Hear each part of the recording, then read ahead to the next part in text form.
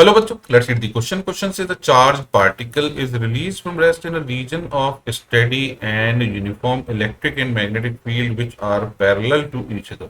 The particle will move in A straight line, B circle, C helix and D cycloid. अब जैसा कि हम देख सकते हैं यहाँ इलेक्ट्रिक और मैग्नेटिक फील्ड दोनों ही एक दूसरे के पैरेलल हैं। अब अगर ये दोनों एक दूसरे के पैरेलल हैं तो हमें मालूम है मैग्नेटिक फोर्स जो होता है that is equal to Q into v cross B. यानी मैग्नीट्यूड की बात करें तो ये होगा q v B sine theta. अब इनिशियली जो चार्ज पार्टिकल रेस्ट में है तो इनिशियली मैग्नेटिक फोर्स की वैल्यू जो होगी वो जीरो होगी और इलेक्ट्रिक फोर्स जो होगा that is equal to Q into E. इसका मतलब चार्ज पार्टिकल जो एक्सेलरेट करेगा वो इस डायरेक्शन में करेगा। अगर इस डायरेक्शन में करेगा तो वेलोसिटी का डायरेक्शन भी यही रहेगा।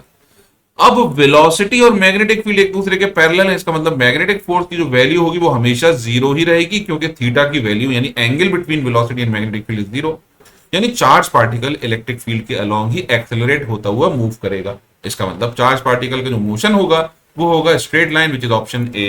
I hope you understood the solution. Thank you.